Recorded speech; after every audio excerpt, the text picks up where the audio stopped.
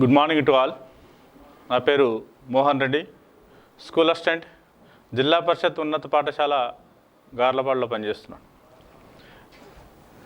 మన ఈ కార్యక్రమానికి వెళ్ళే ముందు కరోనాలో భాగంగా మనమంతా కూడా మరి మాస్కులు ధరించడం కానీ, దూరాన్ని పాటించడం కానీ, శానిటైజర్ని వాడడం కానీ అనేటువంటి ప్రధానమైనటువంటి వాటిని అందరూ కూడా తప్పనిసరిగా అందరూ పాటించాలి.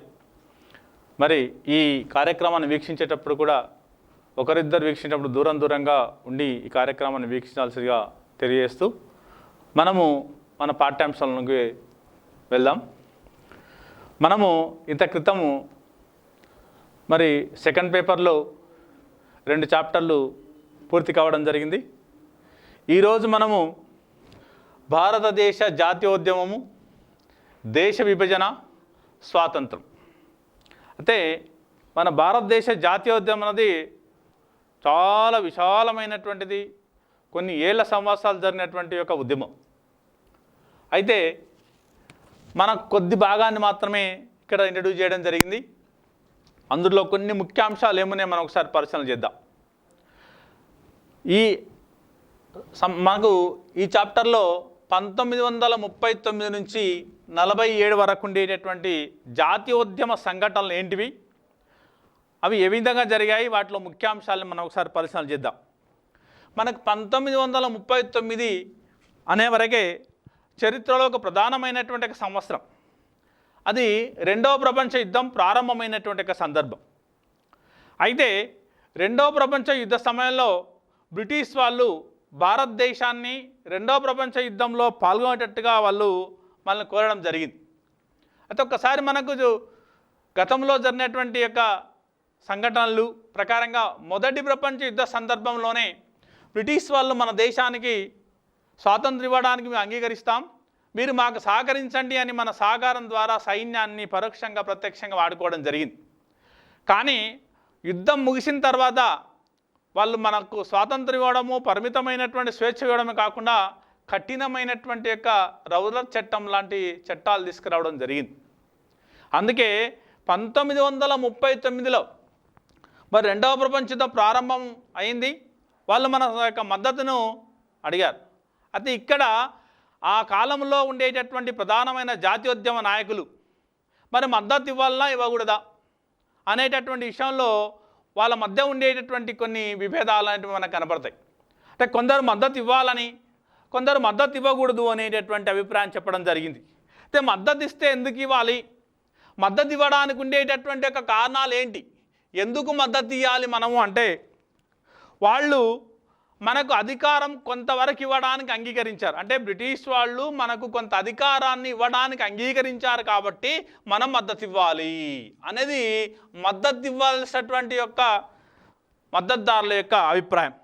అంతేకాకుండా 1935 భారత ప్రభుత్వ చట్టం ప్రకారంగా కొన్ని సంస్కరణలు బ్రిటిష్ పార్లమెంటు మనకు కల్పించడం జరిగింది. మరియు ఇప్పటికే ప్రపంచవ్యాప్తంగా జరుగుతున్నటువంటి నియంతృత్వ విధానాలతో వస్తున్నటువంటి ఫాసిజం, నాసిజం అనేటటువంటి ఫాసిజం మరియు నాజిజం యొక్క ఈ యొక్క ఆధిపత్యాన్ని తగ్గించాలి అంటే మనం బ్రిటిష్ వారికి మద్దతు ఇవ్వాలి అని. తర్వాత క్రమంగా ఫాసిజం అనేటటువంటిది కేవలము ఇటలీకే పరిమితం కాకుండా ప్రపంచ దేశాలు విస్తరిస్తూ రావడం జరుగుతుంది. ఆ విధంగా వస్తే దేశమంతా, ప్రపంచమంతా కూడా నియంతృత్వ విధానాలు వస్తాయి. కాబట్టి ఫాసిజాన్ని తప్పనిసరిగా ఆపాలనే ఒక భావన ఒకటి ఉంది. తర్వాత మనకు ఈ బ్రిటిష్ వాళ్ళు డొమినియన్ ప్రతిపత్తిని ఇవ్వడానికి అంగీకరించారు. అంటే ఈ విధానాల ద్వారా, అంటే ఈ కారణాల ద్వారా మనం మద్దతు ఇవ్వవచ్చు అనేది మద్దతు ఇవ్వాల్సుకున్నటువంటి యొక్క నాయకుల యొక్క అభిప్రాయం. మరి కొంతమంది వ్యతిరేకించారు. ఎందుకు ఇచ్చారు అంటే, ఇవ్వకపోవడానికి ఉండే కారణం ఏంటి అంటే, యుద్ధం ప్రారంభమైన తర్వాత భారతీయులతో ఎలాంటి సంప్రదింపులు జరపకుండానే భారత ప్రభుత్వం కూడా మాకు మద్దతు ఇస్తుంది అనేటటువంటి విషయాన్ని తెలియజేస్తూ వాళ్ళు యుద్ధంలోకి ప్రవేశించడం జరిగింది బ్రిటిష్ వాళ్ళు. అంటే మనం ఏమాత్రం సంప్రదించకుండా తన ఇష్టానుసారంగా బ్రిటిష్ వాళ్ళు మద్దతును తీసుకోవడం జరిగింది. తర్వాత ఎట్టి పరిస్థితుల్లో కూడా బ్రిటిష్ ప్రభుత్వము తమ యొక్క సామ్రాజ్యవాద విధానాన్ని వదులుకోవడానికి సిద్ధంగా లేదు. అంటే ఇంకా మన దేశం పైన అధికారాన్ని కొనసాగించాలనే దృక్పథం వారిలో ఉంది అనేటటువంటిది. ఇక బ్రిటన్లో అప్పుడు అధికారంలో ఉండేటటువంటి ఒక పార్టీ కన్జర్వేటివ్ పార్టీ ఇంకా సామ్రాజ్యవాదాన్ని ప్రోత్సహిస్తూనే ఉంది. తర్వాత మన భారతదేశంలో రాష్ట్రాల్లో ప్రభుత్వాన్ని ఏర్పాటు చేయడానికి అవకాశం ఇచ్చింది, కానీ ఎన్నికలు జరిగిన తర్వాత జాతీయ ప్రభుత్వాన్ని ఏర్పాటు చేయడానికి వాళ్ళకి అవకాశం ఇవ్వలేదు. జాతీయ ప్రభుత్వాన్ని మన భారతదేశంలో ఏర్పాటు చేయడానికి బ్రిటిష్ వాళ్ళు అంగీకరించలేదు. అంటే ఈ కారణాల వల్ల ఏంటంటే మనము మద్దతు ఇవ్వకపోవడం మంచినటువంటి ఒక భిన్నాభిప్రాయాలు ఉన్నాయి. అంటే ఈ విధంగా 1939లో బ్రిటిష్ వాళ్ళు మన సాయం కోరినప్పుడు ఇట్లా భిన్నమైనటువంటి అభిప్రాయాలు మనకు ఉన్నాయి. ఇక్కడ చిన్న ప్రశ్న అడగవచ్చు, ఏంటి అంటే 39లో బ్రిటిష్ వాళ్లకు మన వాళ్ళు మద్దతు ఇవ్వకపోవడానికి ఉండేటటువంటి కారణాలు ఏమై ఉంటాయి, కారణాలు ఏవి అని కూడా అడిగే అవకాశం ఉంటుంది. కాబట్టి ఒకసారి మనం పరిశీలన చేద్దాం దాని గురించి. ఇక ఈ జాతీయోద్యమం కొనసాగే సందర్భంలో మనకు మరి చాలా కాలంగా అనేక ఉద్యమాలు జరుగుతూ వస్తున్నాయి. మరి ఈ ఉద్యమాలకు నాయకత్వం వహించింది వారి సందర్భంలో ఒక చిన్న మనకు బిట్టు అడిగే అవకాశం ఉంటుంది. అంటే ముస్లిం లీగ్ ఎప్పుడే ఏర్పడింది అని.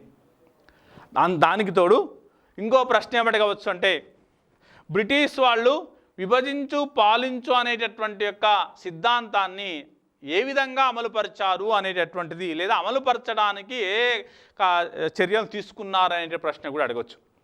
అయితే మనం ఇక్కడ అబ్జర్వ్ చేయాల్సిన అంశం ఏంటంటే, డివైడ్ అండ్ రూల్ అనేటటువంటి పాలసీ బ్రిటిష్ వాళ్ళు ప్రధానమైనటువంటి పాలసీ. కాబట్టి భారతదేశంలో భారత జాతీయ Congress, Indian national Congress and నాయకత్వంలో చాలా పెద్ద ఎత్తున ఉద్యమాలు జరుగుతున్నాయి. కాబట్టి దీన్ని ఏ విధంగా అయినా కూడా తగ్గించాలనే ఉద్దేశంతో క్రమంగా వాళ్ళు కొన్ని సంస్కరణలు తీసుకురావడం జరిగింది. వాళ్ళు ఏం చేశారు అంటే, భారతదేశంలో హిందువులు ఉన్నారు, ముస్లిమ్స్ ఉన్నారు, కాబట్టి వాళ్ళని విభజించాలి అనే ఉద్దేశంతో 1906 సంవత్సరంలో ముస్లింలకు ప్రత్యేకమైనటువంటి అవకాశం కలిగించే విధంగా, వాళ్లకు ప్రాతినిధ్యం కల్పించే విధంగా ముస్లిం లీగ్ని ఏర్పాటు చేయడం జరిగింది. దీనివల్ల ఏంటంటే ముస్లింలంతా కూడా ముస్లిం యొక్క లీగ్ యొక్క నాయకత్వంలో ఉంటారనే వాళ్ళ యొక్క అభిప్రాయం. అంటే ఆ విధంగా అంతేకాకుండా 1909 సంవత్సరంలో తీసుకొచ్చినటువంటి మింటో మార్లే సంస్కరణల్లో ఈ యొక్క ముస్లింలకు ప్రత్యేక నియోజకవర్గాలను కూడా ఏర్పాటు చేయడం జరిగింది. అంటే ఆ విధంగా మన భారతదేశంలో హిందూ ముస్లింలను విభజించడానికి వాళ్ళు తీసుకున్నటువంటి కార్యక్రమాలుగా మనం వీటిని ఉదాహరణ చేస్తూ ఈ విధంగా వాళ్ళ యొక్క డివైడ్ అండ్ రూల్ పాలసీని పాటించారు అని చెప్పుకోవచ్చు. అంటే ఆ విధంగా క్రమంగా భారతదేశంలో భారత జాతీయ కాంగ్రెస్ నాయకత్వంలో జరిగిన జాతీయోద్యమ నాయకత్వం అనేది క్రమంగా రెండుగా చీలిపోయింది. ఒకటి ముస్లిం లీగ్ నాయకత్వంలో, రెండవది భారత జాతీయ కాంగ్రెస్ అని. మరి దానికి తోడు భారతదేశంలో హిందువులకు కూడా కొంత ప్రాతినిధ్యం ఉండాలి. కాబట్టి అదే సందర్భంలో ప్రధానంగా హిందూ మహాసభ, ఆర్ఎస్ఎస్ అనేటటువంటి 2 సంస్థలు వెలువరించడం జరిగింది. వీళ్ళు కూడా తీసుకున్నటువంటి నిర్ణయాలు ఏంటి అంటే, ప్రధానంగా మన క్రమంగా భారతదేశంలో కులాల ప్రాతిపదిక పైన అనేక రకాలుగా వర్గీకరణ ఉంది. కాబట్టి ఈ హిందువులంతా కూడా ఏకం చేయాలి అంటే ఈ కులం మత ప్రాతిపదిక ఉండేటటువంటి యొక్క చర్యలంతా కూడా తగ్గించాలి. వీళ్ళంతా కూడా అధిగమించి, అంటే ఈ కుల ప్రాతిపదికపై ఉండే విభజన అంతా అధిగమించి హిందువులంతా కూడా ఏకం చేయడానికి అనేక కార్యక్రమాలు చేపట్టడం జరిగింది. మరి సమాజంలో ఉండేటటువంటి సామాజిక దురాచరణ తొలగించడానికి కూడా హిందూ మహాసభ, ఆర్ఎస్ఎస్ వంటివి కూడా పనిచేయడం జరిగింది. ఇది చిన్నగా ఒక బిట్ రూపంలో అడిగే అవకాశం ఉంటుంది కాబట్టి ఒకసారి మనం పరిశీలన చేసాం దాన్ని.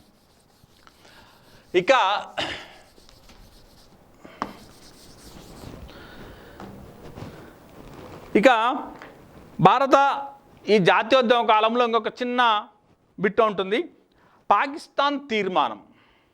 అది ఇక్కడ మనకి బిట్ క్వశ్చన్ అడిగితే 1 మార్క్ 2 మార్క్స్ ఏమడగవచ్చు అంటే, పాకిస్తాన్ తీర్మానానికి మరి భారతదేశంలో ఉండేటటువంటి ముస్లింలు ఎందుకు మద్దతు ఇచ్చారు, కారణాలు ప్రధానమైనటువంటిది. అంటే ఒక బిట్ రూపంలో క్వశ్చన్ వస్తే డైరెక్ట్ సంవత్సరం అడిగే అవకాశం ఉంటుంది. కాబట్టి 1940 మార్చి 23న ముస్లిం లీగ్ పాకిస్తాన్ తీర్మానాన్ని ప్రవేశపెట్టడం జరిగింది. అయితే ఈ పాకిస్తాన్ తీర్మానాన్ని గురించి ఒక విద్యార్థి చౌదర్ రెహమత్ అనేటటువంటి ఒక పంజాబీ ముస్లిం విద్యార్థి మరి పాకిస్తాన్ని దేన్ని పాకిస్తాన్గా అనేటట్టు తెలియజేస్తూ పంజాబ్, ఆఫ్ఘనిస్తాన్, కాశ్మీర్, సింధ్, బెలూచిస్తాన్ ఈ రాష్ట్రాల్లో ఉండేటటువంటి అక్షరాల ఆధారంగా పాకిస్తాన్ అనేటటువంటి పదాన్ని సృష్టించడం జరిగింది. దాని వాళ్ళు పెద్దగా ముస్లిం లీగ్ కానీ ఇక జాతీయ నాయకులు కానీ దాన్ని పెద్దగా స్పందించలేదు. కానీ కాలక్రమేణా అది ఆ పేరు కంటిన్యూ కావడం జరిగింది. అయితే ముఖ్యంగా ఈ పాకిస్తాన్ తీర్మానానికి ఎందుకు మద్దతు లభిస్తూ రావడం జరిగింది? అంతవరకు భారత జాతీయ కాంగ్రెస్ నాయకత్వంలో ఉండేటటువంటి భారతీయులందరూ కూడా ముస్లిం లీగ్ ఏర్పడిన తర్వాత క్రమంగా ఈ యొక్క ముస్లిమ్స్ వర్గీకరించిపోవడం, మరియు ఈ పాకిస్తాన్ తీర్మానాన్ని ప్రవేశపెట్టిన తర్వాత క్రమంగా దానికి మద్దతు ఎందుకు పెరిగిందనడానికి కొన్ని కారణాలు ఉన్నాయి.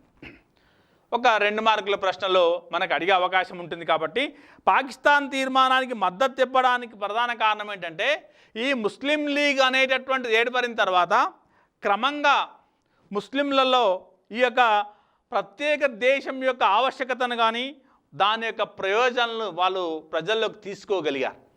అంటే క్రమంగా వాళ్ళు చేసేటటువంటి కార్యక్రమాల ద్వారా మనకు ప్రత్యేక దేశం ఉన్నట్లయితే మనకు చాలా లాభాలు ఉంటాయని కానీ దానివల్ల మనకు ఉపయోగకరంగా ఉంటుందనే విషయాన్ని ప్రజలు గ్రహించేటట్టుగా వాళ్ళు ప్రచారం చేసుకోగలిగినారు. ఇక రెండవది ఏంటి అంటే ఈ హిందూ జమీందారులు లేదా వడ్డీ వ్యాపారస్తుల నుంచి మాకు కొంత ఊరట కలుగుతుంది, వీళ్ళ యొక్క దోపిడీ చాలా ఎక్కువగా ఉంది అనేటటువంటి భావన ఈ యొక్క ఆ ప్రజల్లో క్రమంగా వాళ్ళతో బలపడుతూ రావడం జరిగింది. ఇక అంతేకాకుండా మనకు పూర్తిగా మత స్వేచ్ఛ ఉంటుంది అనుకున్నారు వాళ్ళు. మత స్వేచ్ఛ లేక మత స్వాతంత్రం అనేటటువంటిది అవకాశం ఉంటుంది. మనం ప్రత్యేక ఒక దేశాన్ని ఏర్పాటు చేసుకుంటే మత స్వాతంత్రం కూడా పెరిగేటటువంటి అవకాశం ఉంటుందనేటటువంటిది.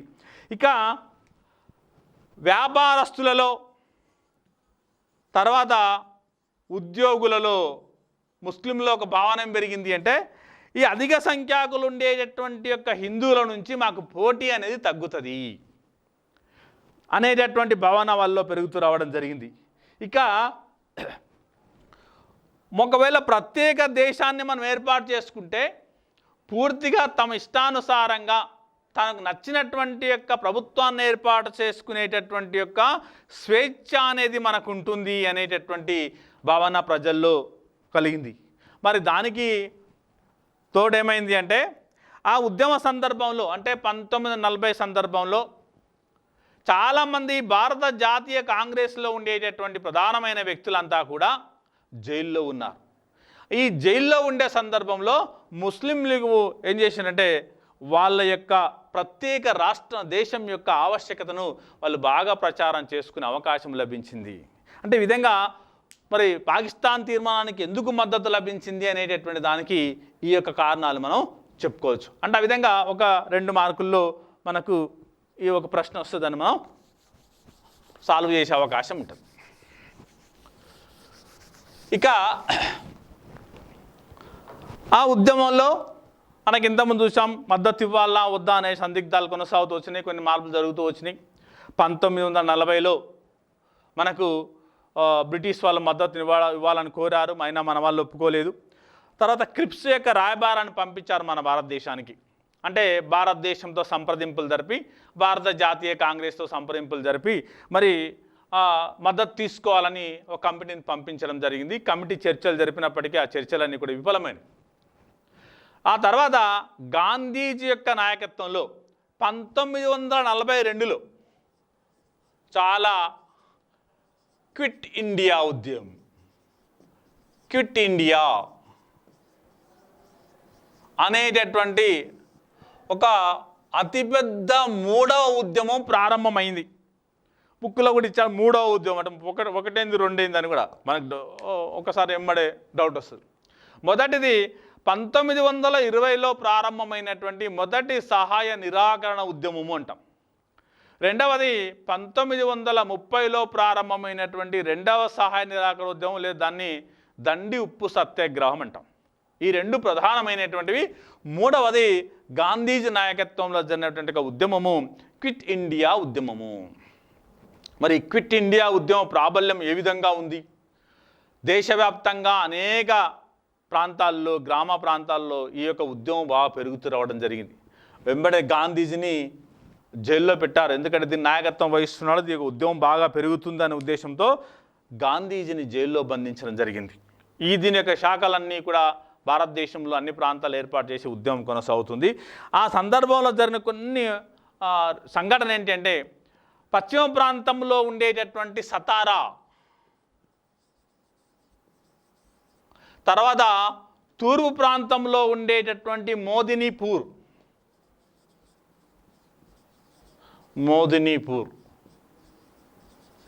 ఈ రెండు ప్రాంతాలలో ఇవి రెండు కూడా స్వతంత్ర ప్రభుత్వాలను ఏర్పాటు చేసుకోవడం జరిగింది. మనకు మల్టిప్లై చాయిస్ క్వశ్చన్లో బిట్స్ అడుగుతారు. 1942 క్విట్ ఇండియా ఉద్యోగ కాలంలో స్వతంత్రాన్ని ప్రకటించుకున్న లేక ప్రభుత్వాన్ని ఏర్పాటు చేసుకున్నటువంటి ప్రాంతాలు ఏవి అని కూడా అడగవచ్చు. కాబట్టి ఒకటి గుర్తుపెట్టుకోవాలి, సతారా పశ్చిమ ప్రాంతంలో ఉండేటటువంటి ఒక ప్రాంతం, తర్వాత తూర్పు ప్రాంతంలో ఉండేటటువంటి మోదినీపూర్, ఈ రెండు కూడా ఇక స్వతంత్రాన్ని ప్రకటించుకోవడం జరిగింది. మరి ఆ విధంగా గాంధీజీ నాయకత్వంలో ఉండేటటువంటిది ఉద్యమం కొనసాగుతుంది. మరి ప్రజల్లో ఎందుకు అంతగా అంటే ఇంత క్రితం లేనటువంటి ఉద్యమం కంటే కూడా క్విట్ ఇండియా ఉద్యమానికి చాలా ప్రాబల్యం పెరుగుతూ రావడం జరిగింది. కారణం ఏంటి అంటే ప్రధానంగా గాంధీజీ దీన్ని చివరి ఉద్యమంగా భావించాడు. ఇక దీంతోనే మనకు స్వాతంత్రం రావాలని కోరుకున్నాడు, దీని ద్వారా మనకు స్వాతంత్రం సిద్ధించాలనుకున్నాడు. కాబట్టి ఇదే సందర్భంలో ఒక నినాదాన్ని కూడా ఇవ్వడం జరిగింది, డూ ఆర్ డై అనేటటువంటి నినాదం, సాధించు లేదా మరణించు అనేటటువంటి ఒక నినాదాన్ని కూడా గాంధీజీ ఇవ్వడం జరిగింది. ఇక రెండవ కారణం ఏంటంటే, అప్పటికే రెండవ ప్రపంచ యుద్ధం ప్రారంభమైంది. ఆసియా నుంచి ప్రాతినిధ్యం వహిస్తున్నటువంటి ఒక జపాన్ చిన్న దేశం. ఆ చిన్న దేశమైనటువంటి ఒక జపాన్ పెద్ద దేశాలైనటువంటి అమెరికా, ఇంగ్లాండ్ లాంటి దేశాలను ఎదుర్కొంటుంది, అది విజయాలు సాధిస్తూ పోతుంది. అంటే అదే ఆసియా ఖండంలో ఉండేటటువంటి మనం కూడా, భారతీయులం కూడా మరి పోరాడితే మనం కూడా విజయం సాధిస్తామనేటటువంటి ఒక నమ్మకం క్రమంగా ప్రజల్లో పెరుగుతూ రావడం జరిగింది. అంటే జపాను తీసుకున్నటువంటి చర్యల వల్ల మనకు సపోర్ట్ లభించింది. అంటే మనం కూడా ఐరోపా దేశాలకు వ్యతిరేకంగా పోరాడవచ్చు, దానివల్ల మనకు కూడా స్వాతంత్రం లభించే అవకాశం ఉంటుందనేటటువంటి ఒక ప్రబలమైనటువంటి ఒక నమ్మకం ప్రజల్లో పెరుగుతూ వచ్చింది.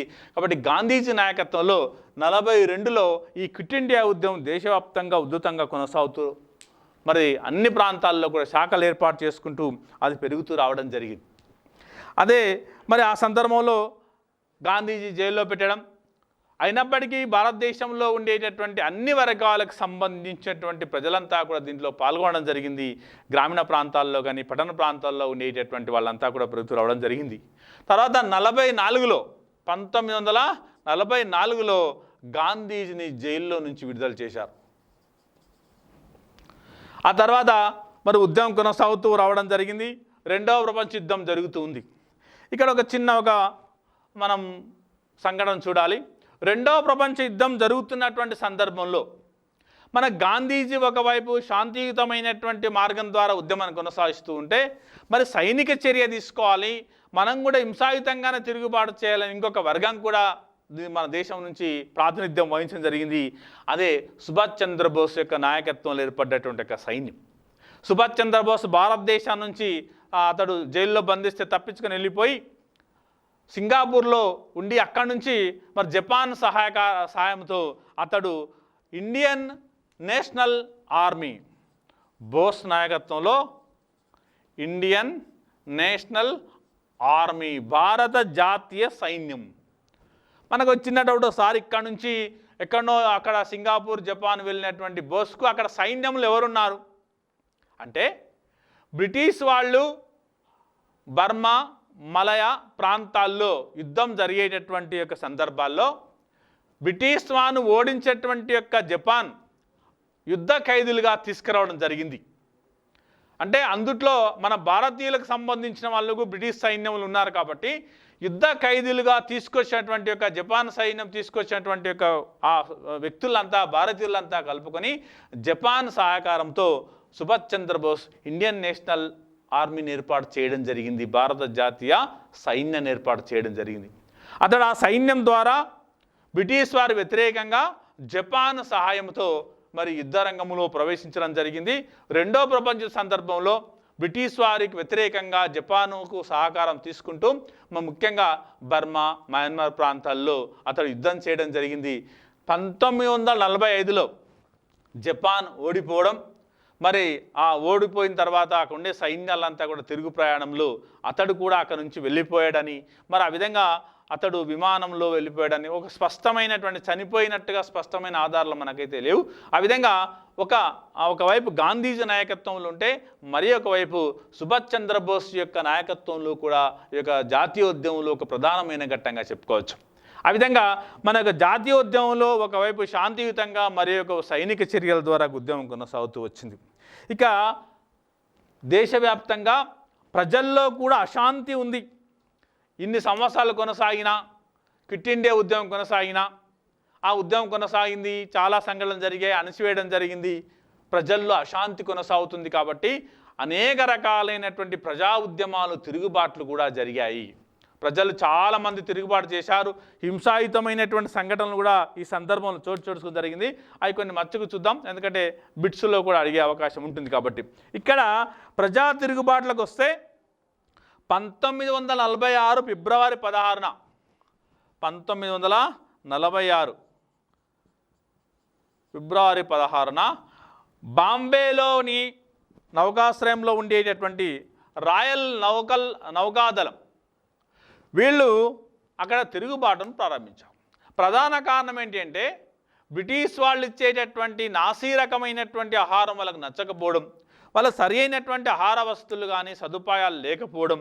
కాబట్టి మా దేశంలో ఉండే మాకే స్వేచ్ఛ లేకుండా పోతుంది, మీరు ఇచ్చేటటువంటి ఆహార పదార్థాలు సరి అయిన విధంగా లేవు అని దాని వ్యతిరేకంగా వీళ్ళు అక్కడ ఉండేటటువంటి ఒక నౌకాదళంలో ఉండేటటువంటి భారతీయులంతా కూడా వ్యతిరేకించడం జరిగింది. అక్కడ ప్రారంభమైనటువంటిది బాంబే అంతా కూడా విస్తరించింది. క్రమంగా సాధారణమైనటువంటి వర్గాలు కూడా ఈ ఉద్యమంలో పాల్గొనడం జరిగింది. అంటే క్రమంగా ఇది పెరుగుతూ రావడం జరిగింది. ఇక్కడ కొన్ని ఉదాహరణలు ఇవ్వడం జరిగింది, ఇంకా కొన్ని మనకు, ఎందుకంటే ఇక్కడ బిట్స్ రూపంలో అడిగే అవకాశం ఉంటుంది కాబట్టి. ఇక పశ్చిమ బెంగాల్లో అక్కడ ఉండేటటువంటి ఒక చిన్న పేద రైతులు, అక్కడ ఉండేటటువంటి భూస్వాములకు వ్యతిరేకంగా కూడా ఉద్యమాన్ని ప్రారంభించడం జరిగింది. ఆ ఉద్యమాన్ని ఏమంటారంటే తెబాగా ఉద్యమం. ఇంతకుముందే చాలాసార్లు ఒక క్వశ్చన్ కూడా రావడం జరిగింది దీనిపైన. కాబట్టి ఎట్లా మల్టిపుల్ చాయిస్ క్వశ్చన్ అడిగితే 1 మార్కులు అడగొచ్చు, 1 మార్క్ లేకపోతే 2 మార్క్స్ కూడా అవకాశం ఉంటుంది. కాబట్టి తెబాగా ఉద్యమం ఏంది, దాని యొక్క ఉద్దేశం ఏమి, తెబాగా ఉద్యమం ఎక్కడ జరిగింది అనేటటువంటి క్వశ్చన్లు రకరకాలుగా వస్తుంటాయి. కాబట్టి తెబాగా ఉద్యమం అనేటువంటిది బెంగాల్లో చిన్న రైతులు, పేద రైతులు వాళ్ళకి ఇచ్చేటటువంటి ఒక వాటాను పెంపొందించుకోవడానికి వాళ్ళు చేసినటువంటి ఒక ఉద్యమం. అంటే భూస్వాముల నుంచి వాళ్ళకు వచ్చేటటువంటి యొక్క వాటా చాలా తక్కువగా ఉండేది. వాళ్ళకు కేవలము సగము లేదా అంతకంటే తక్కువగా ఉండేది. వాళ్ళకి ఇచ్చేటటువంటి వాటా, పంటల్లో వాళ్ళకి ఇచ్చేటటువంటి వాటా చాలా తక్కువగా ఉండేది. కాబట్టి కనీసం మాకు 2/3 మాకు రావాలి, సగము లేదా అంతకంటే తక్కువ మాకు రావడం వల్ల మాకు నష్టం జరుగుతుంది. కాబట్టి మరి భూస్వాములు ఇచ్చేటటువంటి యొక్క వాటా మాకు పెరగాలి అనేటటువంటి ఉద్యమాన్ని ప్రారంభించారు. దాన్ని తెబాగా ఉద్యమం అంటారు. ఇలా సింపుల్గా భూస్వాములకు వ్యతిరేకంగా చిన్న లేదా పేద రైతులు చేసినటువంటి ఒక ఉద్యమాన్నే తెబాగా మూమెంట్ అంటాం. స్మాల్ ఫార్మర్స్ యొక్క ఫ్యూడల్స్ వ్యతిరేకంగా చేసినటువంటి ఒక రెవల్యూషన్ని మనం తెబాగా మూమెంట్గా మనం చెప్పుకోవచ్చు. తర్వాత ఇదే సందర్భంలో తెలంగాణలో కూడా, అంటే భారతదేశ వ్యాప్తంగా కూడా స్థానికంగా ఉండేటటువంటి అనేక ప్రాంతాల్లో కూడా తిరుగుబాటు జరిగినాయని చెప్పడానికి ఉదాహరణ. అంటే తెలంగాణలో కూడా ఈ యొక్క రైతులు సాయుధ పోరాటాన్ని చేయడం జరిగింది. తెలంగాణ సాయుధ పోరాటము రైతుల పోరాటంగా మనం చెప్తుంటాం. పెద్ద ఎత్తున రైతులు ఈ భూస్వాములకు, జమీందారులకు, గడియులకు వ్యతిరేకంగా కూడా ఈ ఉద్యమాన్ని కొనసాగించడం జరిగింది ఈ సందర్భంలో. మరి దీంతో పాటు కేరళలో ఉండేటటువంటి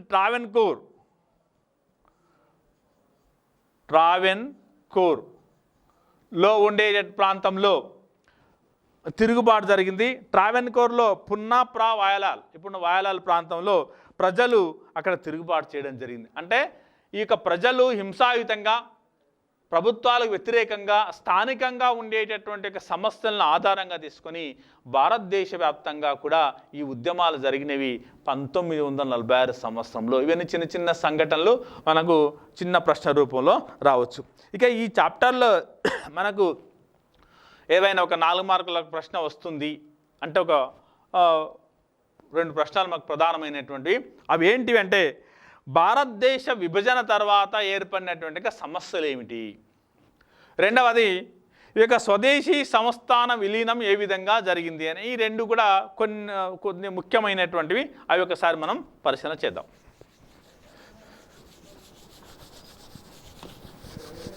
ఇక భారతదేశ విభజన దాని యొక్క సమస్యలు మనకు బ్రిటిష్ వాళ్ళు విభజించు పాలించు అనేటటువంటి ఒక సిద్ధాంతాన్ని 1906లోనే ముస్లిం లీగ్ ఏర్పాటు ద్వారా చేపట్టడం జరిగింది అని మనకంతా కూడా తెలుసు. అయితే చివరి దశ వచ్చే నాటికి ఒకవైపు ముస్లిం లీగు ఒక ఉద్యమాన్ని కొనసాగిస్తూ ఉంది, మరి భారత జాతీయ కాంగ్రెస్ నాయకత్వంలో కూడా ఉద్యమాలు కొనసాగిస్తున్నాయి. వాళ్ళు కూడా గట్టిగా ప్రత్యేకంగా మాకు ఒక దేశం కావాలనే ప్రయత్నం చేస్తున్నారు. అందుకే ఎన్ని రకాలుగా చర్చలు జరిపినా బ్రిటిష్ వాళ్ళు కానీ మాకు భారత జాతీయ కాంగ్రెస్ కానీ సరి అయినటువంటి యొక్క ఆమోదం ఇవ్వట్లేదు అనే ఉద్దేశంతో ఈ ముస్లిం లీగు తమ యొక్క కోరికను అంటే ప్రత్యేకంగా ఒక రాజ్యాన్ని ఏర్పాటు చేయాలనే కోరికను సాధించుకోవడానికి 1946 ఆగస్టు 16న డైరెక్ట్ యాక్షన్ ప్లాన్ ప్రత్యక్ష కార్యాచరణ అంటే ఇక మేము ఇంకా మీ దాని సంప్రదింపులు అనే ఉండవు, మాకు ఖచ్చితంగా ఒక ప్రత్యేకమైనటువంటి దేశమే కావాలి అని ముస్లిం లీగ్ ప్రత్యక్ష కార్యాచరణను అమలుపరచడం జరిగింది. డైరెక్ట్ యాక్షన్ ప్లాన్ అమలుపరిచారు. అంటే ఈ విధంగా ఒకవైపు ముస్లిం లీగ్ మరి ఒకవైపు భారత జాతీయ కాంగ్రెస్. ఈ విధంగా బ్రిటిష్ వాళ్ళు ముందుగానే అనుకున్నారు విభజించు పాలించు, కాబట్టి అది క్రమంగా ప్రబలి క్రమంగా 2గా విడిపోవడానికి ఆస్కారం ఏర్పడింది. కాబట్టి బ్రిటిష్ వాళ్ళు మనకు స్వాతంత్రం ఇచ్చేటప్పుడే మనకు భారతదేశాన్ని ఏం చేశారంటే ముక్కలుగా చేయడం జరిగింది. ఆగస్టు 15 స్వాతంత్రం ఇచ్చేటప్పుడు వాళ్ళు భారతదేశంలో మనకు తెలుసు ఏంది, భారతదేశం అంతా కూడా డైరెక్ట్గా బ్రిటిష్ వారి ఆధీనము లేదని, కొంత భాగం ప్రత్యక్షంగా బ్రిటిష్ వారి ఆధీనంలో ఉంటే మరికొంత భాగము మన స్థానికంగా ఉండేటటువంటి నవాబులు రాజులచే పరిపాలించబడేటువంటి స్వదేశీ సంస్థానాలు అనే ఉండేవి. స్వదేశీ సంస్థానాలు వీటిని ప్రిన్స్లీ స్టేట్స్ అంట. మన భారతదేశంలో 550 స్వదేశీ సంస్థానాలు ఉండేవి మనకు స్వాతంత్రం ఇచ్చే సందర్భం నాటికి. మనకు స్వతంత్రం ఇచ్చేటప్పుడు బ్రిటిష్ వాళ్ళు ఏం చేశారంటే భారతదేశాన్ని 2గా విభజించారు. ఒకటి పాకిస్తాన్, తర్వాత భారతదేశం. అయితే బ్రిటిష్ వారి ఆధీనంలో ఉండేటటువంటి భాగము పాకిస్తాన్లో కొంత భాగంగాను భారతదేశంలో కొంతగాను విడిపోయింది. మరి ఈ స్వదేశీ సంస్థానాలనే ఉండేవి. మరి ఈ స్వదేశీ సంస్థానాలు ఏమైనవి అంటే వాళ్ళకు అవకాశం ఇచ్చారు. ఏమని అంటే ఈ స్వదేశీ సంస్థానాల్లో ఉండేటటువంటి రాజులు కానీ నవాబులు కానీ వాళ్ళకు స్వేచ్ఛ ఇవ్వడం జరిగింది. ఇచ్చిన స్వేచ్ఛ ఏంటంటే వాళ్ళ ఇష్టం ప్రకారంగా వాళ్ళు పాకిస్తాన్లోకి వెళ్ళొచ్చు, లేదా భారత్ యూనియన్లో ఉండవచ్చు, లేదా వాళ్ళు స్వతంత్రంగా కూడా ఉండవచ్చు. అంటే వాళ్ళకు 3 ఛాయిస్లు ఇచ్చారు. అంటే ఈ స్వదేశీ సంస్థానాలుగా ఉండేటటువంటి యొక్క రాజులు వాళ్ళ ఇష్టం ప్రకారంగా పాకిస్తాన్లో కలవచ్చు, లేదా భారతదేశంలో కలవచ్చు, లేదు ఎవరితో కూడా మేము కలవము అనుకుంటే వాళ్ళు స్వతంత్రంగా కూడా ప్రభుత్వాలను కొనసాగించవచ్చు అనేటటువంటి ఒక స్వేచ్ఛను ఇవ్వడం జరిగింది. అంటే ఈ విధంగా భారతదేశాన్ని పూర్తిగా విభజించడం జరిగింది. అంటే రెండుగా విభజించడమే కాకుండా మూడో భాగం ఏమవుతుందో స్వదేశీ సంస్థానాల యొక్క సమస్యను కూడా వాళ్ళు క్రియేట్ చేయడం జరిగింది బ్రిటిష్ వాళ్ళు. సరే, ఈ విభజన జరగడం వల్ల మనకు ఏంటి నష్టం జరిగింది? స్వదేశీ సంస్థానాలు ఏమైనా నెక్స్ట్ చూద్దాం. ఈ విభజన జరగడం వల్ల అంటే పాకిస్తాన్ భారతదేశం విభజన జరగడం వల్ల మనకు జరిగినటువంటి నష్టం ఏంటిది అంటే దానివల్ల వచ్చినటువంటి సమస్యలు ఏంటి? ఆ సమస్యలు ఏంటి ఒకసారి చూద్దాం. పాకిస్తాన్ భారతదేశాన్ని రెండుగా విడిచడం వల్ల ఏర్పడే సమస్య ఏంటంటే మనకు కొత్త రకమైనటువంటి సరిహద్దు వచ్చింది. అంతకుముందు ఉన్నటువంటి సరిహద్దులు వేరు, ఇప్పుడున్నటువంటి సరిహద్దులు వేరు. దీన్ని మనం కంటిన్యూ చేద్దాం. ఇప్పుడు కొద్దిగా బ్రేక్ తీసుకుందాం. మరి విద్యార్థులు మాస్కులు ధరించండి, మరి యొక్క దూరాన్ని పాటిస్తూ మరి మనంతా కూడా ప్రభుత్వాన్ని సహకరించాల్సిందిగా తెలియజేస్తాం.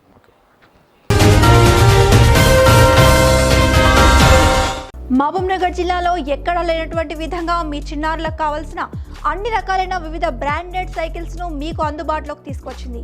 మీ చిన్నారులు నచ్చే మెచ్చే అతి కొత్త try cycles, bicycles, gear cycles, roof cycles ఇలా ఎన్నో నూతన మోడల్స్తో కూడిన బ్రాండెడ్ సైకిల్స్ మా వద్ద లభించును. మా 36 సైకిల్ స్టోర్లో స్పోర్ట్స్ సంబంధించిన అన్ని ఐటమ్స్ మా వద్ద లభించును. మరియు హెల్మెట్స్ మా ప్రత్యేకతలు. మా address 36 cycle store, opposite Srinivas colony, petrol bunk, Mahabubnagar. మీరు సంప్రదించవలసిన మా ఫోన్ నెంబర్లు 9618446655. మీ కార్లకు బుల్లెట్, రాయల్ ఎన్ఫీల్డ్కి సంబంధించిన యాక్సెసరీస్ కోసం వెతికి విసిగిపోయారా? అయితే మా ఈశ్వర్ కార్ డెకర్స్లో కార్స్ మరియు మీ బుల్లెట్ వాహనాలకు సంబంధించిన అన్ని రకాల యాక్సెసరీస్ మా దగ్గర లభించును. కార్స్కి సంబంధించిన seat covers, full matting, music system, centre locking, seat covers, perfumes, reverse camera, అలే వీల్స్, ఊఫర్స్ ఇలా అన్ని రకాలైన యాక్సెసరీస్ మా వద్ద అందుబాటులో ఉన్నాయి. బుల్లెట్కి సంబంధించిన సైలెన్సర్, సీట్ కవర్, హార్న్స్, అలే వీల్స్, జాకెట్స్, వివిధ రకాల యాక్సెసరీస్ మా దగ్గర దొరుకును. వివిధ కంపెనీలకు చెందిన హెల్మెట్స్ మా ప్రత్యేకత. రండి, మా ఈశ్వర్ కార్ డెకర్స్లో మీకు కావాల్సిన యాక్సెసరీస్ను కొనుగోలు చేసి మీ కార్స్ మరియు బుల్లెట్స్ను అధునాతనంగా నూతనంగా తీర్చిదిద్దుకోండి. మా address Eshwar car decors, beside petrol bunk, Srinivas colony, Mahabubnagar. మీరు సంప్రదించవలసిన మా ఫోన్ నెంబర్లు 9618446655. రైట్. అయితే ఇంతకుముందు మనము చాప్టర్లో ఈ భారతదేశాన్ని విభజించడం ద్వారా వచ్చే సమస్యల్లో మనము కంటిన్యూ చేస్తూ ఈ భారతదేశాన్ని రెండుగా విభజించడం ద్వారా వచ్చిన ప్రధానమైన సమస్య ఏంటంటే భారతదేశానికి కొత్త సరిహద్దులు. అంటే ఒకవైపు పశ్చిమ పాకిస్తాన్ అని, తూర్పు పాకిస్తాన్ అనే రెండు భాగాలు చేస్తూ మన కొత్త సరిహద్దులు ఏర్పడడం జరిగింది. ఇక ప్రధానమైనది ఏంటంటే ఇరు దేశాల్లో కూడా ఉండేటటువంటి ప్రజల్లో ఒక అభద్రతా భావం పెరుగుతూ రావడం జరిగింది. వాళ్ళు వలసపోయేటటువంటి పరిస్థితి ఏర్పడింది. అంటే దేశాన్ని విభజించడం ద్వారా ముస్లిం లీగు కోరుకున్నటువంటి ప్రభుత్వాన్ని ఒక దేశాన్ని ఒకవైపు, భారత్ యూనియన్ ఒకవైపు ఏర్పాటు చేయడం ద్వారా అక్కడ ఇక్కడ ప్రజలు మారేటటువంటి పరిస్థితి ఏర్పడింది. ఒకరిపైన ఒకరికి నమ్మకం లేకుండా పోయింది. అభద్రతా భావం పెరుగుతూ వచ్చింది. పాకిస్తాన్లో ఉండేటటువంటి వాళ్ళంతా ఇక్కడికి రావడం కానీ, ఇక భారత్ యూనియన్లో ఉండేటటువంటి వాళ్ళు పాకిస్తాన్ వెళ్ళేటటువంటి వలసలు విపరీతంగా పెరగడం జరిగింది. దాదాపుగా 1.5 కోట్ల మంది నిర్వాసితులు కావడం జరిగింది. అంటే వాళ్ళు వాళ్ళ స్థానిక ప్రాంతాలను వదిలిపెట్టుకున్నారు. వాళ్ళకు ఉండడానికి ఇండ్లు లేవు, వాళ్ళకు ఉండే స్థిరాస్తులు లేవు, వాళ్ళ ప్రాంతాలను వదిలిపెట్టి వెళ్ళే పరిస్థితి ఏర్పడింది. 2 నుంచి 5 లక్షల మంది హత్య గావించబడ్డారు. అంటే మనం ఊహించుకోవచ్చు ఏ విధంగా దౌర్జన్యాలు జరిగినవి, ఏ విధంగా హత్యలు జరిగినాయి అనే విషయాన్ని. ఈ యొక్క దేశ విభజన ద్వారా మారణకాండ జరిగిందనే విషయాన్ని మనం గుర్తు చేసుకోవాలి. అనేక రకాలుగా హత్యలు జరిగినవి. వాళ్ళ కుటుంబాలని హత్యలు చేసి ఆస్తులు ఆక్రమించుకునే సందర్భాలు కూడా ఈ విభజన ద్వారా కూడా మనకు జరిగింది. అంటే ఈ విధంగా మన భారతదేశ విభజన జరగడం ద్వారా రెండు వైపులా ఇరు వర్గాల్లో ఉండేటటువంటి ప్రజలకు నష్టపోయినారు. వాళ్ళకి సరి అయినటువంటి అవస్థలు లేకుండా మనకు ఫస్ట్ చాప్టర్లో ఫస్ట్ పేపర్లో ఒక బిట్ ఉంటుంది. ఒకటి ఏంటి అంటే భారతదేశంలో విభజన సందర్భాల్లో మన దేశానికి వలస వచ్చేటువంటి వాళ్ళు కాందీసీకులు అన్నం వాళ్ళని వచ్చినటువంటి వాళ్లకు షెల్టర్ ఏర్పాటు చేయడానికి, ఆశ్రమం ఏర్పాటు చేయడానికి హిమాలయ పర్వత ప్రాంతంలో ఉండేటటువంటి యొక్క టెరాయి ప్రాంతంలో ఉండేటటువంటి అడవులు నరికివేసి వాళ్ళకు వసతులు కల్పించేటటువంటి, అంటే కొన్ని లక్షల హెక్టార్లో మరి ఆ అడవులంతా కూడా తొలగించడం జరిగింది. అంటే ఆ విధంగా మన ప్రజల్లో ఉండేటటువంటి యొక్క వాళ్ళకు ఆ సౌకర్యాలు కల్పించడానికి మనం అనేక రకాల చర్యలు తీసుకోవడం జరిగింది. ఇవి ప్రధానంగా ఈ విభజన జరగడం వల్ల వచ్చే సమస్యలు. అయితే ఇంకొకటి ఏంటి అంటే మనకు ఈ స్వదేశీ సంస్థానాలు ఉన్నాయన్నాం మనం ఇంతకుముందు. అంటే 3గా పాకిస్తాన్ అని భారతదేశం 2గా విభజించిన తర్వాత ఏవైతే స్వదేశీ సంస్థానాలు ఉన్నాయో వాళ్ళకు స్వేచ్ఛ ఇచ్చారు, మీరు పాకిస్తాన్లో ఉండండి లేదా భారతదేశంలో ఉండండి అని. అయితే చాలామంది కూడా వాళ్ళకు ఉండేటటువంటి పరిస్థితుల ప్రకారంగా కొందరు పాకిస్తాన్లో కలిశారు, కొందరు భారతదేశంలో కలిసిపోవడం జరిగింది. 1947 ఆగస్టు 15 నాటికి కాశ్మీరు, హైదరాబాదు, జూనాగఢ్ ఈ 3 తప్ప మిగతా స్వదేశీ సంస్థానాలన్నీ కూడా కలిసిపోవడం జరిగినాయి.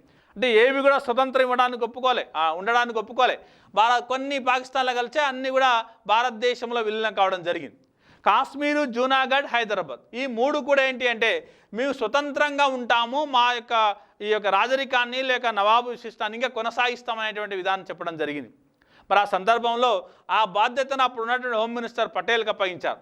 అతడు వీళ్ళ దగ్గర సంప్రదింపులు జరుపుతూ తర్వాత హైదరాబాదు, జూనాగఢ్ ప్రాంతాల్లో సైనిక చర్య ద్వారా వీటిని భారతదేశంలో విలీనం చేయడం జరిగింది. అంటే ఆ విధంగా చివరిసారిగా హైదరాబాదు, జూనాగఢ్, కాశ్మీర్ ప్రాంతాలని భారత్లో కలపడానికి ఒక రెఫరెండం తీసుకుని సైనిక చర్య ద్వారా భారతదేశంలో కలపడం జరిగింది. అంటే ఆ విధంగా అంటే ఈ కలిపే సందర్భంలో కూడా వాళ్ళు కొన్ని కండిషన్లు పెట్టారు. ఆ కండిషన్లకు అన్నీ కూడా ఒప్పుకున్నారు.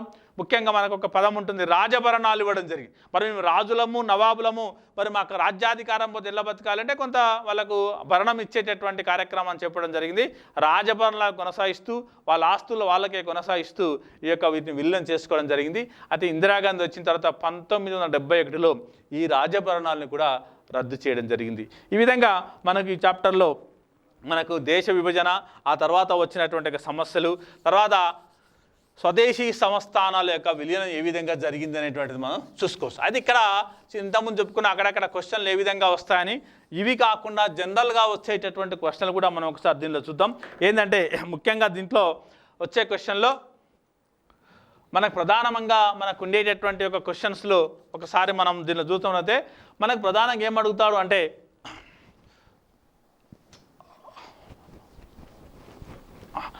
ఇక దీంట్లో అడిగేటటువంటి ప్రశ్నల్లో మనకు ప్రధానం అడిగే ప్రశ్నలు అంటే నీకు భారత జాతీయోద్యమ కాలంలో నీకు నచ్చినటువంటి జాతీయోద్యమ నాయకుడు ఎవరు, అందుట్లో నీకు నచ్చిన గుణగణాలు ఏవి అడుగుతాడు. అంటే ముఖ్యంగా గాంధీ గురించి కానీ రాయొచ్చు, సుభాష్ చంద్రబోస్ గురించి కానీ రాయొచ్చు, పటేల్ గురించి కానీ రాయొచ్చు, జిన్నా గురించి రాయొచ్చు, ఈ విధంగా నెహ్రూ గురించి రాయొచ్చు. అంటే ఛాయిస్ నీకే ఇస్తున్నాడు. అంటే నీకు నచ్చినటువంటి వ్యక్తి ఎవరు, ఎందుకు నచ్చాడో గుణగణాలు రాయాలి. గాంధీజీ గురించే గాంధీజీ గుణగణాలు ఏవి, ఉద్యమ కాలంలో ఏం చేసిండు, అందులో ఉన్న మంచితనాన్ని రాయాలి. బోస్ అయితే ఏం చేసిండు, దేశభక్తి లేకపోతే సైన్యం ఏర్పాటు చేయడం, దేశం కోసం ప్రాణాలు అర్పించడం అనేటటువంటి ఒక లక్షణాలు మనం రాయాల్సి ఉంటుంది. అంతేకాకుండా ఇందులో నినాదాలు అడగచ్చు. ఏం నినాదాలు, ప్రజల్లో జాతీయ భావాన్ని ప్రేరేపించడానికి లేక పెంపొందించడానికి 4 నినాదాలు రాయండి అని, దేశ సమైక్యతను, మత సామరస్యాన్ని, దేశభక్తిని పెంపొందించడానికి నినాదాలు రాయని కూడా అడగవచ్చు. ఇదే సందర్భంలో కరపత్రాలు కూడా రాయవచ్చు. ప్రజల్లో మత సామరస్యాన్ని పెంపొందించడానికి ఒక కరపత్రాన్ని తయారు చేయండి అని కూడా అడగవచ్చు. కాబట్టి ఈ క్వశ్చన్లకు మనం ఏ విధంగా మనం ప్రిపేర్ కావాల్సిన అవసరం ఉంటుంది. ఓకే, ఇది భారత జాతీయోద్యమము మరియు దేశ విభజన సందర్భంగా ఉండేటటువంటి యొక్క చాప్టర్. నెక్స్ట్, స్వతంత్ర భారత రాజ్యాంగ నిర్మాణం. రాజ్యాంగం నిర్మాణం ఏ విధంగా జరిగింది, ఏముంది భారత రాజ్యాంగం చూద్దాం ఒకసారి. భారత రాజ్యాంగ నిర్మాణం అది స్వతంత్రం వచ్చిన తర్వాత జరిగింది కాబట్టి స్వతంత్ర భారత రాజ్యాంగ నిర్మాణం అంటాం. అసలు రాజ్యాంగం అంటే ఏంటి, ఎందుకంటే మనకు బుక్లో కూడా అడిగారు, ప్రత్యేకంగా మనం చెప్పాల్సిన లేదు. బుక్లో ఉన్న ప్రతి పాయింట్ ఇంపార్టెంట్, ఎక్కడో దగ్గర ఉంటుంది. ప్రశ్న ఎక్కడి నుంచి అయినా ప్రిపేర్ చేయొచ్చు. రాజ్యాంగం అంటే ఏంటి, రాజ్యాంగం అంటే ఏంటి అంటే అందులో ఏముంటుందంటే పౌరులకు వాళ్ళకు ఉండేటటువంటి హక్కులేవి, వాళ్ళకు ఉండే బాధ్యతలు ఏవి తెలియజేస్తుంది. అంతేకాకుండా ప్రభుత్వ అంగాలుగా ఉండేటటువంటి శాసన నిర్మాణ శాఖ, కార్యనిర్వాహక శాఖ, న్యాయశాఖ, ఈ 3 శాఖలు ఏ విధంగా నిర్మితమై ఉండాలి, వాటి యొక్క అధికారాలు ఏవి అనే విషయాన్ని స్పష్టంగా తెలియజేస్తుంది. అంటే దేశంలో ఉండేటటువంటి పౌరులకు ఎలాంటి హక్కులు ఉంటాయి, ఎలాంటి బాధ్యతలు ఉంటాయి, మరి అక్కడ ప్రభుత్వాలు ఏ విధంగా పనిచేస్తాయనేటటువంటి ఒక మార్గనిర్దేశకాలు ఇచ్చేదే రాజ్యాంగము. ఇంకోటి ఏంటి అంటే దేశంలో ఉండేటటువంటి ప్రజలందరూ కూడా కలిసి వాళ్ళు భారతదేశాన్ని ఆ దేశాన్ని ఏ విధంగా నిర్మాణం చేసుకోవాలనేటటువంటి ఒక విధానాన్ని చూపించేదే రాజ్యాంగం. అంటే రాజ్యాంగం అంటే ఏం చెప్తుంది? ప్రజల యొక్క హక్కులు బాధ్యతలతో పాటు ప్రభుత్వం ఏం చేయాలో తెలియజేస్తుంది.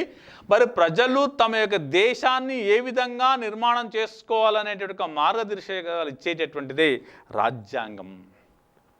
అయితే మనం భారత రాజ్యాంగం గురించి మాట్లాడే ముందు మనకు కొన్ని ఎగ్జాంపుల్ ఇచ్చాడు. ఇతర దేశాల యొక్క రాజ్యాంగాలు, నేపాల్ రాజ్యాంగం కానీ జపాన్ రాజ్యాంగం ఏ విధంగా ఉంది అని మనం క్లుప్తంగా చూద్దాం.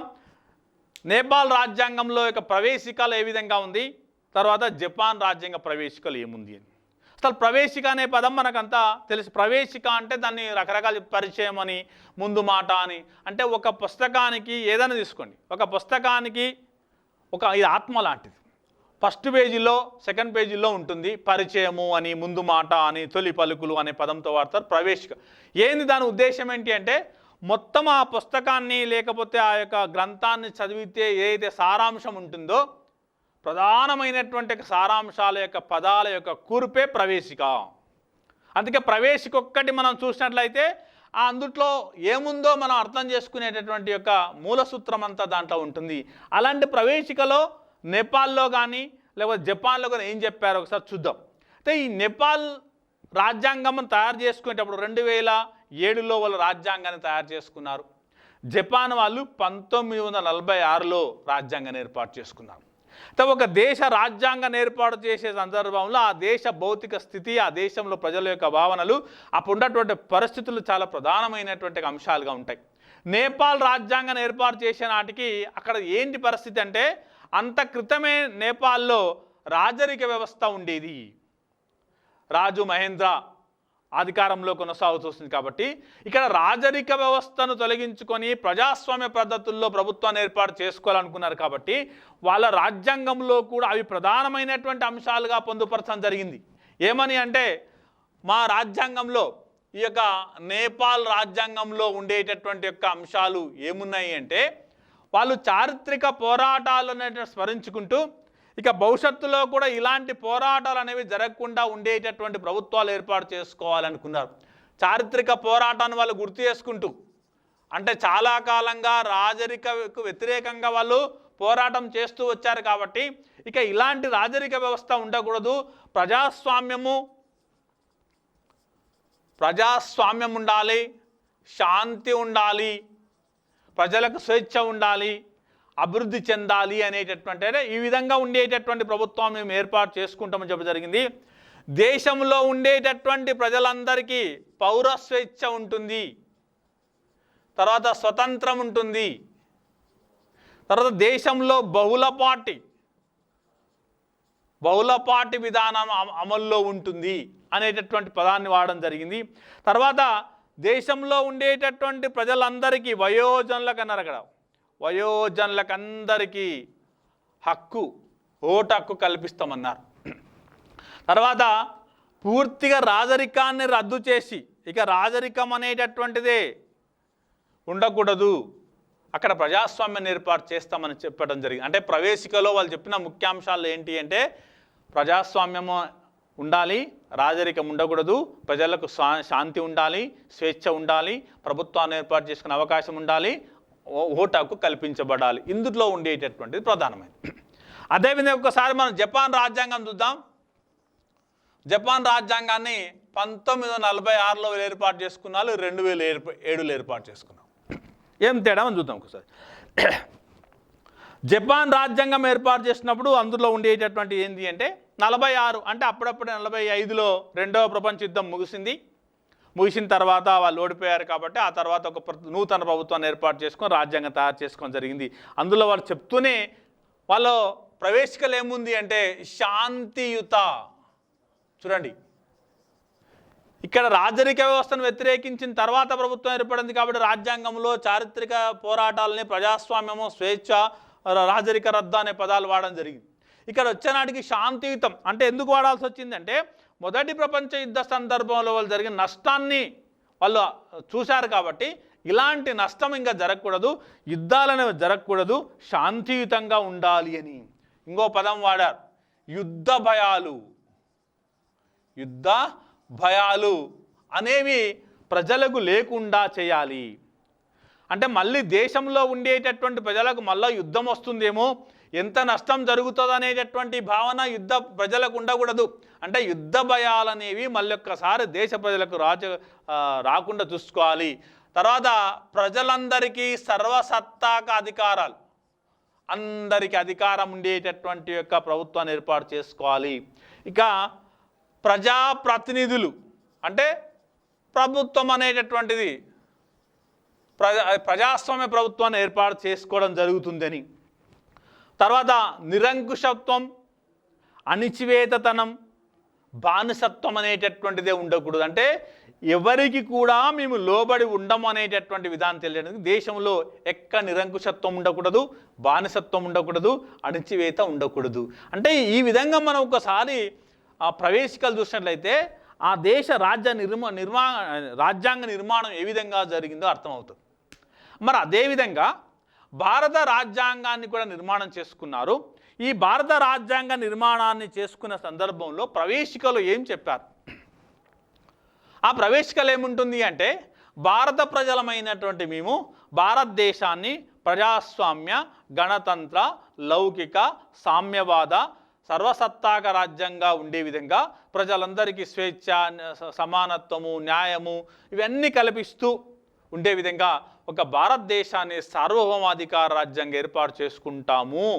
ఆ రాజ్యాంగాన్ని మేము తయారు చేసుకున్నాం, మేము మా అంతకు మేము రాజ్యాంగం ఇచ్చుకుంటామని ప్రవేశికలు ఉంటుంది. అంటే భారత రాజ్యాంగంలో ఉండే ప్రవేశికలో భారతదేశం ఒక ప్రజాస్వామ్య రాజ్యము, ఒక లౌకిక రాజ్యము, ఒక గణతంత్ర రాజ్యము, ఒక సర్వసత్తాక రాజ్యం అనేటటువంటి పదాలని, స్వేచ్ఛ, సమానత్వము, సౌభ్రాతృత్వము, స్వాతంత్రం అనేటటువంటి పదాలని పొందుపరచడం జరిగింది. అంటే రాజ్యాంగం యొక్క పూర్తి యొక్క అంశాన్ని మన ప్రవేశికలో పొందుపరచడం జరిగింది. ఇవి మరి నేపాల్ రాజ్యాంగానికి, జపాన్ రాజ్యాంగానికి ఉండేటటువంటి కొన్ని భేదాలు. ఇక మన భారత రాజ్యాంగాన్ని ఏర్పాటు చేయడం ఏ విధంగా జరిగింది, రాజ్యాంగంలో కొన్ని ముఖ్యమైనటువంటి అంశాలు ఉన్నాయి, ఒకసారి చూద్దాం. ఓకే, భారత రాజ్యాంగాన్ని ఏర్పాటు చేయడానికి మనకంతా కూడా తెలుసు 46లో రాజ్యాంగ పరిషత్, భారత రాజ్యాంగ పరిషత్తు అనేటటువంటిది, ఇండియన్ కాన్స్టిట్యూషన్ అసెంబ్లీ అనేటటువంటి దానికి ఎలక్షన్స్ జరిగాయి.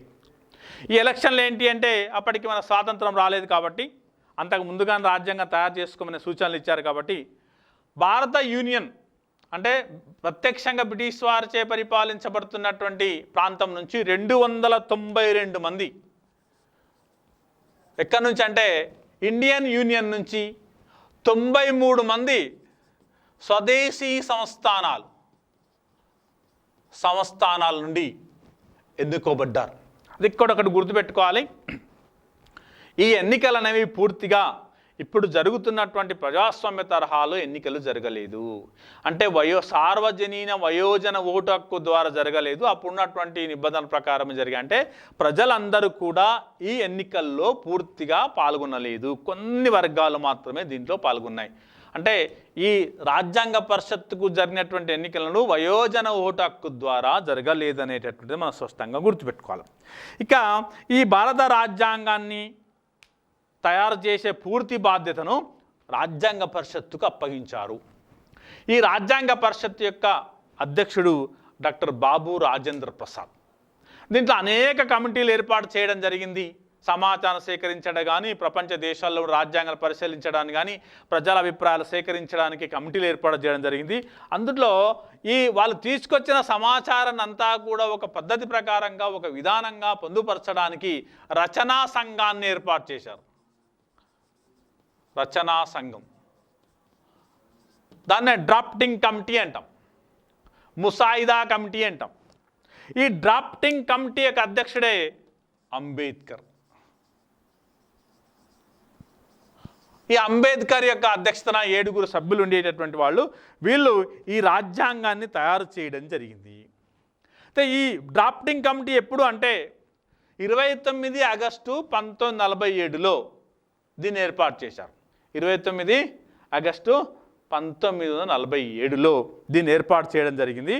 అది 26 నవంబర్ 1949 నాటికి దీన్ని ముసాయిదాను డ్రాఫ్టింగ్ తయారు చేసి రాజ్యాంగ పరిషత్తుకి అప్పగించడం జరిగింది. అంటే ఆ విధంగా ఈ రచనా సంఘం రాజ్యాంగాన్ని తయారు చేయడానికి పట్టినటువంటి కాలం ఎంత అంటే 2 సంవత్సరాల 11 నెలల 18 రోజులు. 2 years 11 months 18 days పట్టింది. ఆ విధంగా నవంబర్ 26, 1949న రాజ్యాంగ సభ రాసినటువంటి రాజ్యాంగాన్ని ఆమోదించడం జరిగింది. మరి ఆ విధంగా ఆమోదించబడ్డటువంటి ఒక రాజ్యాంగం 1950 జనవరి 26 నుంచి అమల్లోకి వచ్చింది. అందే ఆ జనవరి 26నే రిపబ్లిక్ డేగా మనము జరుపుకుంటాం. ఓకే, అయితే రాజ్యాంగము తయారు చేసినప్పుడు అందులో 395 నిబంధనలు ఉండేవి. 395 నిబంధనలు ఉండేవి. తర్వాత అందులో 8 షెడ్యూళ్ళు ఉండేవి. తర్వాత 22 భాగాలు ఉండేవి. మనకు 2015 నాటికి చూసినట్లయితే అనేక సవరణలు జరిగాయి కాబట్టి ప్రస్తుతం 465 నిబంధనలు ఉన్నాయి.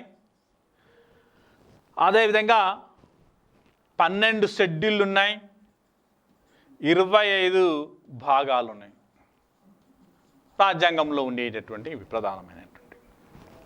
ఇక మనకు ప్రధానంగా ఎక్కడ ఉంటుంది చర్చ, ప్రశ్నలు ఏంటివి అనేటటువంటి ఒకసారి చూద్దాం మనం. భారత రాజ్యాంగానికి ఉండేటటువంటి లక్షణాలలో భారత రాజ్యాంగము మనం చూస్తాం ఒక ప్రవేశికలో ఏముంటుంది, ప్రజాస్వామ్య రాజ్యం అని, లౌకిక రాజ్యం అని, ఇవన్నీ పదాలు మనం ఆల్రెడీ తెలిసినటువంటివే. ఇక్కడ ముఖ్యంగా మనకున్నటువంటి కాంటెంట్ ప్రకారంగా భారత రాజ్యాంగం అనేటువంటిది కొన్ని ప్రత్యేకమైన లక్షణాలు కలిగి ఉంది. ఆ లక్షణాలు ఏమిటో చూద్దాం. భారత రాజ్యాంగము ఒక పార్లమెంటరీ విధానము అన్నారు. భారత రాజ్యాంగము ఒక పార్లమెంటరీ విధానాన్ని కలిగి ఉంది. అది ఇక్కడ పార్లమెంటరీ విధానం అంటే ఏంటి, తర్వాత సమైక్య విధానం, పార్లమెంటరీ వ్యవస్థ తర్వాత సమైక్య వ్యవస్థ అనేటటువంటి ఈ రెండింటి ఏందో ఒకసారి భేదాలు చూద్దాం. ఓకే, చిన్నగా చెప్దాం, దాన్ని అర్థం చేసుకుందాం. ఫస్ట్ పార్లమెంటరీ వ్యవస్థ, పార్లమెంటరీ ప్రజాస్వామ్యము, తర్వాత అధ్యక్ష తరహా సమైక్య విధానం. సరే, ఒక నిమిషం.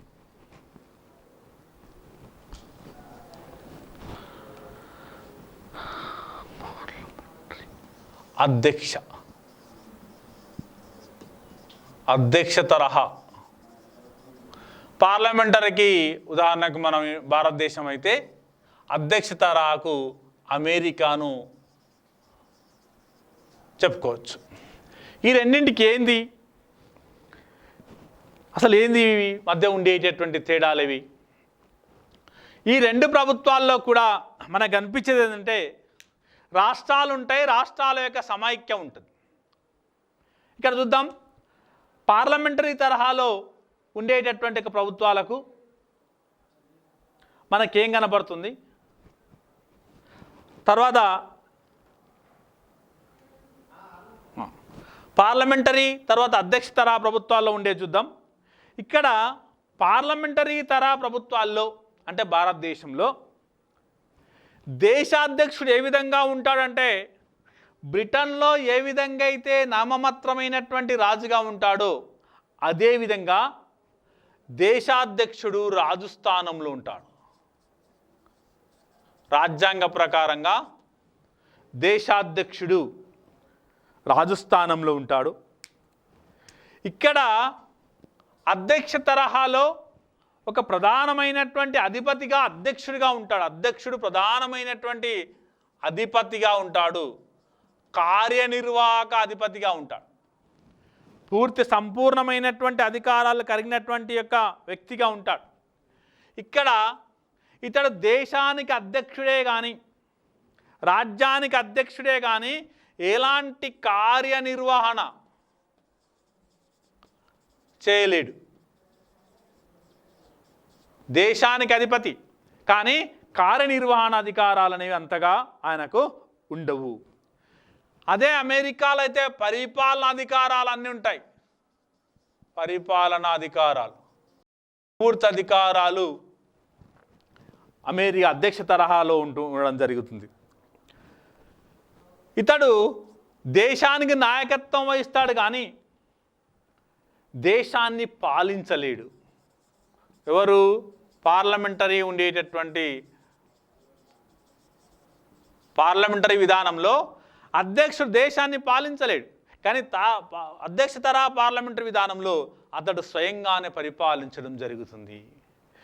ఈ పార్లమెంటరీ విధానంలో దేశాధ్యక్షునికి సహాయంగా మంత్రులు ఉంటారు, ఇక్కడ సెక్రటరీలు ఉంటారు. అధ్యక్ష తరహా విధానంలో సెక్రటరీలు ఉంటారు. ఈ పార్లమెంటరీ విధానంలో మంత్రులు ఇచ్చినటువంటి సలహాలు తప్పనిసరిగా పాటించాల్సి ఉంటుంది, పాటించాలి. ఇక్కడ పాటించవలసినటువంటి అవసరం లేదు. పాటించాలి అని ఖచ్చితంగా కాదు, పాటించవచ్చు, పాటించకపోవచ్చు. ఇక్కడ మంత్రులను తొలగించే అధికారం లేదు. ఎప్పుడు తొలగిస్తారంటే పార్లమెంటులో మెజారిటీ ఉన్నంత వరకు తొలగించే అధికారం లేదు. కానీ ఇక్కడ ఏ సెక్రటరీ అయినా ఎప్పుడైనా తొలగించవచ్చు. అంటే ఒకసారి మనం చూద్దాం. పార్లమెంటరీ విధానం అంటే ఏంటంటే ప్రజల ద్వారా సభ్యులు పార్లమెంటుకు ఎన్నుకోబడతారు. ఇది పార్లమెంట్ అనుకుందాం. ప్రజల ద్వారా ప్రజాప్రతినిధులు పార్లమెంటుకి ఎన్నుకోబడతారు. ఈ పార్లమెంట్ ఏం చేస్తుందంటే దేశాధ్యక్షుని ఎన్నుకుంటుంది. అంటే ఈ పార్లమెంటరీ విధానంలో పార్లమెంటుకే అధికారాలు ఎక్కువగా ఉంటాయి. పార్లమెంటులో ఉండేటటువంటి పూర్తి మెజార్టీ వచ్చిన పార్టీకే పూర్తి అధికారాలు ఉంటాయి. ఈ పార్లమెంటులో ఉండేటటువంటి సభ్యులే దేశాధ్యక్షుని ఎన్నుకుంటాడు. కాబట్టి దేశాధ్యక్షుడు నామమాత్రమే. అంటే ప్రజల చేత ఎన్నుకోబడ్డటువంటి పార్లమెంటు సభ్యులకే అత్యున్నతమైన అధికారాలు ఉంటాయి, కేవలం ఇతడు నామమాత్రమే. అధ్యక్ష తరహాలు ఆ విధంగా కాదు. అధ్యక్షత ప్రజలు డైరెక్ట్గా తమ యొక్క ఓటింగ్ ద్వారా అధ్యక్షుని ఎన్నుకుంటారు. ఈ అధ్యక్షుడు తనకు అనుకూలంగా కొంతమందిని సెక్రటరీలు నియమించుకుంటాడు. అంటే ఇక్కడ అధ్యక్షుని ద్వారా సెక్రటరీలకు అధికారం వస్తుంది, శాఖలు నిర్వహించేటటువంటి వాళ్ళకు. అంటే పూర్తి అధికారాలు అధ్యక్షునికే ఉంటాయి. ఇక్కడ పార్లమెంటుకు అధికారులు కాబట్టి దీన్ని పార్లమెంటరీ విధానం అంటాం.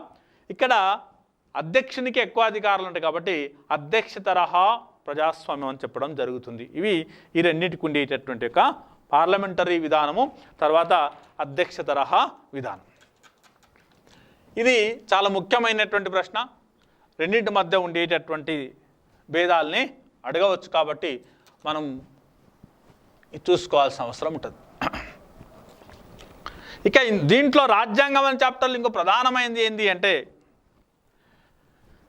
భారతదేశం రాజ్యాంగంలో కూడా ఏకకేంద్ర సమాఖ్య, unitary or federal. Federal system అంటే ఏంటి, యూనిటరీ సిస్టమ్ అంటే ఏంటి ఒకసారి చూద్దాం. ఫెడరల్, తర్వాత యూనిటరీ. ఫెడరల్ సిస్టమ్, యూనిటరీ సమాఖ్య, ఏకకేంద్ర. ఇక్కడ మనకు పదాలనే అర్థం చేసుకోవచ్చు. ఏకకేంద్ర, ఏకకేంద్ర అంటే కేంద్రం ఒక్కటే అని అర్థం. అంటే కేంద్రం ఒక్కటే అంటే కేంద్రం ఒక్కటే ఉంటుందని కాదు, వాళ్ళకు అనుబంధంగా రాష్ట్రాలు రాజతంత్రాలున్న ఎక్కువ అధికారాలు కేంద్రానికే ఉంటాయి. సమాఖ్య అంటేనే కొన్ని రాష్ట్రాల యొక్క కూడలి. ఇది సమైక్య రాజ్యానికి ఉండే లక్షణాల్లో ఒకటి ఏంది అంటే కేంద్రముతో పాటు ప్రధానంగా ఏముంటాయి, ఉపరాజ్యతంత్రాలు ఉంటాయి. ఉపరాజ్యతంత్రాలు. కేంద్రం ఉంటుంది, కేంద్రంతో పాటు ఉపరాజ్యతంత్రాలు ఉంటాయి. ఇక్కడ ద్వంద్వ అంటే రెండు రాజ్యతంత్రాలు ఉంటాయి. అంటే కేంద్ర ప్రభుత్వం ఉంటుంది, తర్వాత రాష్ట్రాల ప్రభుత్వాలు ఉంటాయి. కేంద్రం ఉంటుంది, రాష్ట్ర ప్రభుత్వాలు ఉంటాయి. తర్వాత ఇక్కడ కేంద్ర ప్రభుత్వము, తర్వాత రాజ్యతంత్రాలు, ఉపరాజ్యతంత్రాలు ఉంటాయి. కేంద్రం ఉంటుంది, ఉప రాజ్యతంత్రాలు ఉంటాయి. ఇక్కడ ద్వంద్వ పౌరసత్వాలు ఉంటాయి. పౌరసత్వం రెండు ఉంటాయి. ఇక్కడ ఏక పౌరసత్వం ఉంటుంది. పౌరసత్వం ఒకటే ఉంటుంది ఇక్కడ ఏకకేంద్ర రాజ్యాల్లో. చట్టాలు ఇక్కడ రెండు ఉంటాయి, ద్వంద్వ చట్టాలు అంటాం. ఇక్కడ ఒకే చట్టం ఉంటుంది. ఇక్కడ సివిల్ ద్వంద్వ సివిల్, ఇక్కడ అఖిల సివిల్ సర్వీసెస్ ఉంటాయి. అంటే సమైక్య రాజ్యంలో కేంద్రంతో పాటు రాష్ట్రాలు ఉంటాయి, ఏకకేంద్ర రాజ్యంలో ఏకకేంద్రంతో పాటు రాష్ట్రాలు ఉంటాయి. రెండు వేరువేరుగా ఉంటాయి. ఇవి కొద్దిగా క్లారిటీగా మనకు సమయభావం ఇంకా మనం క్లియర్గా ఇంకా సిలబస్ ఉంది కాబట్టి కొద్దిగా ముందుకెళ్దాం. ఇది జాగ్రత్తగా చూసుకోవాలి. కేంద్ర సమైక్య రాజ్యం అంటే ఏంది, ఏకకేంద్ర రాజ్యం అనేటటువంటిది చూసుకోవాల్సిన అవసరం ఉంటుంది. నెక్స్ట్ మనకు భారత రాజ్యాంగంలో చెప్పినట్టుగా భారత రాజ్యాంగంలో ప్రధానమైనటువంటి నిర్మాణంలో అనేక సవరణలు జరిగినాయి. భారత రాజ్యాంగాన్ని ఇంతవరకు ఈ రాజ్యాంగం జరిగిన సవరణలు ప్రధానంగా సవరణ చేయాలంటే కొన్ని ముఖ్యమైన అంశాలు మన భారత రాజ్యాంగం చాలా మనం చెప్పేటప్పుడు లక్షణాలను దృఢ అదృఢ అంటాం. అంటే కొన్ని సులభంగా చేయొచ్చు, కొన్ని చాలా కష్టంగా ఉంటుంది. భారత రాజ్యాంగ సవరణ చేయడానికి పార్లమెంటు చే సాధారణ మెజార్టీ చాలు, కొన్ని చేయాలంటే 2/3 సరిపోతుంది. ఆ విధంగా ఇంకొక కఠినతరం ఏంటంటే రాష్ట్రాలు కూడా శాసనసభలు ఒప్పుకున్న తర్వాత పార్లమెంటు మాత్రం సవరణ చేసే అధికారం అనేది ఉంటుంది. ఇక భారత రాజ్యాంగానికి జరిగినటువంటి సవరణల్లో మనకు గ్రాఫ్ ఉంటుంది. ఆ గ్రాఫ్ ప్రకారంగా మనం ఒకసారి ఆ గ్రాఫ్ మీరు బాగా పరిశీలించండి. ఆ గ్రాఫ్ మనం ఇంతకుముందు కూడా పరీక్షలు రావడం జరిగింది. ఏ విధంగా సవరణలు జరిగాయని 1951-60 మధ్యకాలంలో నుంచి 2001-13 వరకు జరిగినటువంటి సవరణల్ని ఒక గ్రాఫ్ రూపంలో ఇవ్వడం జరిగింది. ఒకసారి మీరు మీ టెక్స్ట్ బుక్లో కూడా ఉందో ఇది గ్రాఫ్ ఉంది కాబట్టి ఆ గ్రాఫ్ను ఒకసారి మీరు పరిశీలించండి. 1951-60 మధ్యకాలంలో ఏ విధంగా గ్రాఫ్ ఉంది, తర్వాత 1961-70 మధ్యకాలంలో ఏ విధంగా గ్రాఫ్ ఇవ్వడం జరిగింది, తర్వాత 1971 నుంచి 80 మధ్యకాలంలో గ్రాఫ్ ఏ విధంగా ఉంది, తర్వాత 80 నుంచి 91 మధ్యకాలంలో, తర్వాత 2091 నుంచి 2000 మధ్యకాలంలో, 2001 నుంచి 13 మధ్యకాలంలో ఏ విధంగా ఉంది అనేటటువంటి విషయాన్ని మనం ఒకసారి గ్రాఫ్ ద్వారా మీరు చూడండి. ఇక్కడ కేవలం 7 సవరణలు జరిగాయి, తర్వాత 15, 22, తర్వాత 16, 17